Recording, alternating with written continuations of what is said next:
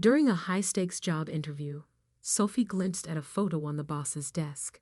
When she looked closer, she realized it was a picture of her own mother, leaving her completely stunned. What happened next was nothing short of astonishing, as the meeting revealed a life-changing revelation. "Mom, I'm already late for the interview. I'll call you after I'm done. Love you. Bye," Sophie hurriedly said as she rushed to her interview. She had to get this job, or else she would lose her mother forever. No, Sophie wouldn't let that happen. She had to get this job by hook or by crook. Since childhood, Sophie had witnessed her mother struggling hard to make ends meet, giving her the best life she could.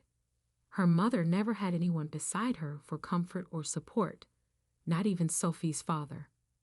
Sophie never knew her father, and whenever she asked about him, her mother either avoided the question or reluctantly said, "We never got along well, so I left him." That was it. Sophie never heard anything more about him. She hadn't seen anything of him, except for one wedding photo of her parents. For her mother, Sophie was her world, and for Sophie, her mother was hers. They didn't need anyone else. However, sometimes Sophie did wonder about her father. But he never tried looking for her, or had he? Sophie sighed as she opened the door to the reception lounge of the office. Today wasn't the day to think about any of that. Today, she would concentrate only on getting the job. Her mother was fighting for her life, and Sophie would save her. "I will crack this interview. I will," thought Sophie as the receptionist asked her to wait for her turn. The office seemed huge to Sophie, who had spent years in a small rented apartment downtown. Rent? Oh no, I have to pay the rent.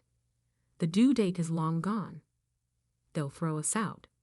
Oh no, please, God, please help me this time.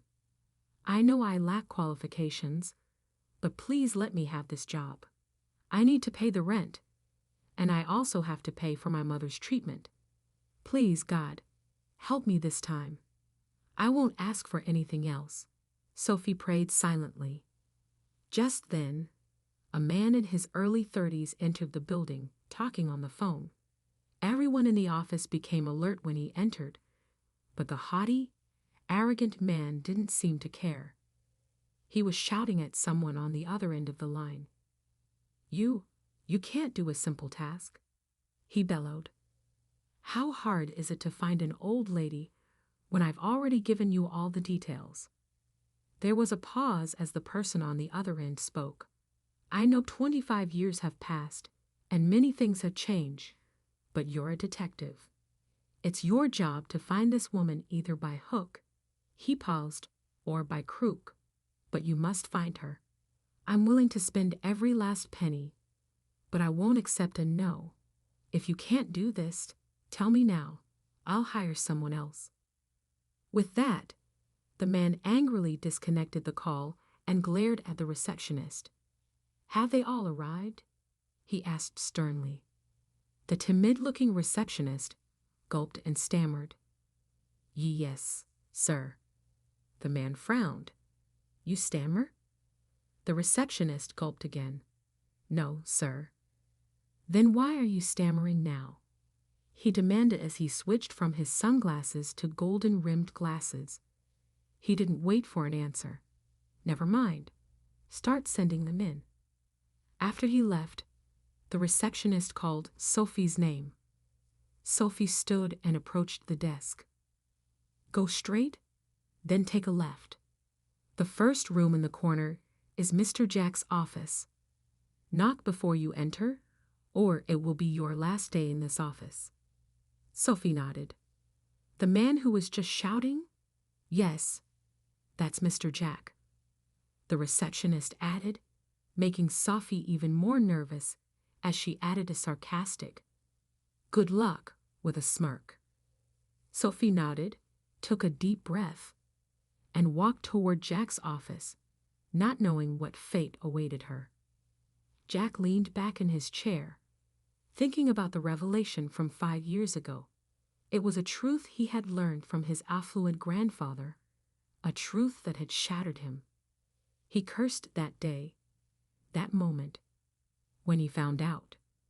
Oh no, I can't even blame Grandpa. On his deathbed, Jack muttered, clutching his hair. But he was responsible for ruining both mine and Dad's lives. Jack wiped his eyes and glanced at the photograph lying on his desk. It was a picture of a young woman holding a baby with warmth and care. The baby looked so peaceful. Why wouldn't he? After all, the safest hands were holding him. Jack unknowingly caressed the photograph. Bam! Jack's thoughts were interrupted by a loud crash. He turned to see a woman who had walked right into his glass door. Irritated, Jack approached the door and angrily opened it for the woman, who was now scrambling to gather her belongings from the floor. "Can't you see the glass? How did you manage to crash into it?" Jack nearly shouted. The woman, now standing, looked embarrassed. "I'm sorry, sir. It's not entirely my fault.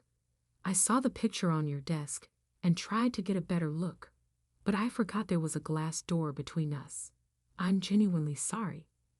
Jack looked shocked. "Why were you trying to see the picture on my desk?" he asked. "Well, sir," the woman replied, "I know it's quite a distance, but I felt I knew the woman in the picture, though it was many meters away." Jack looked hopeful, like a traveler who had finally found water after days in the desert. Sophie cursed herself for her stupidity. She hadn't meant to peek into the room that way, but when she saw Jack caressing the picture, even from a distance, she felt it was her mother's photo. But why would a stranger have her mother's picture on his desk? Curious, Sophie had tried to get a closer look and forgot about the glass door, leading to her embarrassing fall. She expected Jack to be furious, but he seemed different when she mentioned the picture. Why? Jack took Sophie's hand and led her to his desk. He picked up the photo frame with the young woman and the baby and handed it to Sophie. "Look at it carefully. Do you know this woman?" "My life depends on your answer." "Please answer me," Jack said desperately. Sophie stared at the picture, shocked and curious. "Of course that's my mom, but who is this baby?" "I don't know him." Jack's world spun as Sophie spoke. He couldn't believe his ears. He nearly collapsed, but managed to steady himself by grabbing the edge of his chair. Sophie, bewildered and concerned, asked, "What's wrong? Are you feeling okay?" "You're her daughter?" Jack asked, staring at her. Sophie nodded slowly. "How old are you?" Jack stammered. "I'll be 25 next week," Sophie replied. Jack frowned and mumbled, "She was pregnant when she—" "Excuse me, sir?" Sophie asked, growing more confused and anxious by the second.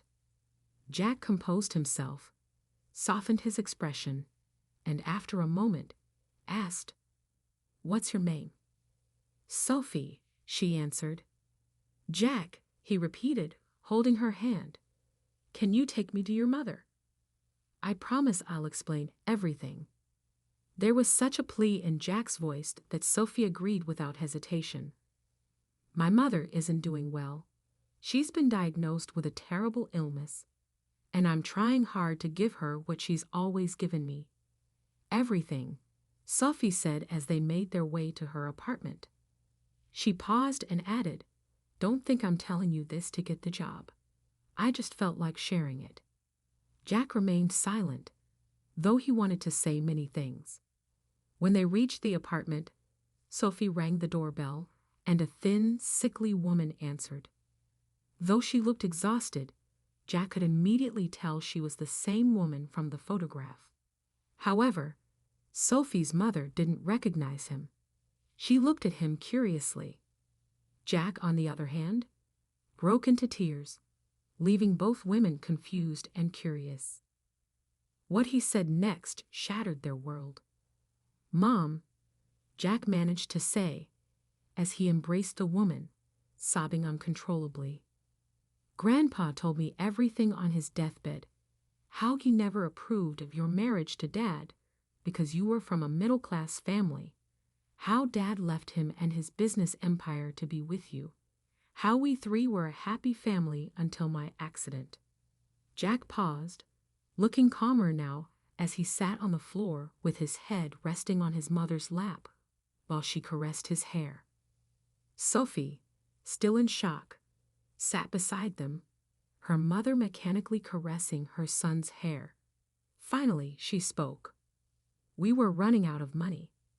Then your dad left no stone unturned to gather funds for your surgery, but nothing was enough.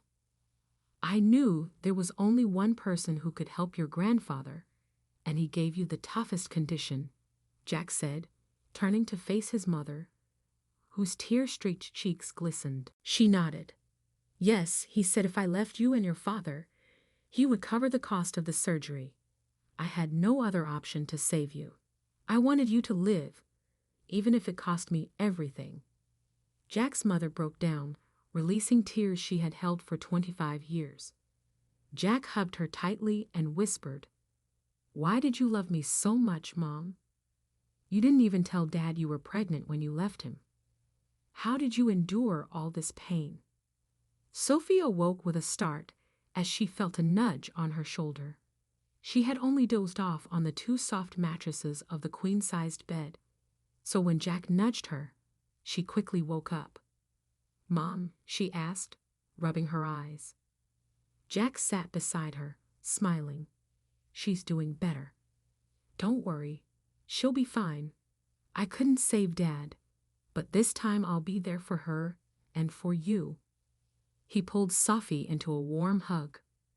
This time, he wouldn't let anyone break their family. This time, they would be a big, happy family once more. Sophie's journey highlights how facing challenges can bring us closer to those we care about. It shows that even when things seem overwhelming, reaching out and supporting each other can lead to unexpected healing and new beginnings. Sometimes it's through our toughest times that we find the strength to connect, understand, and build a better future together.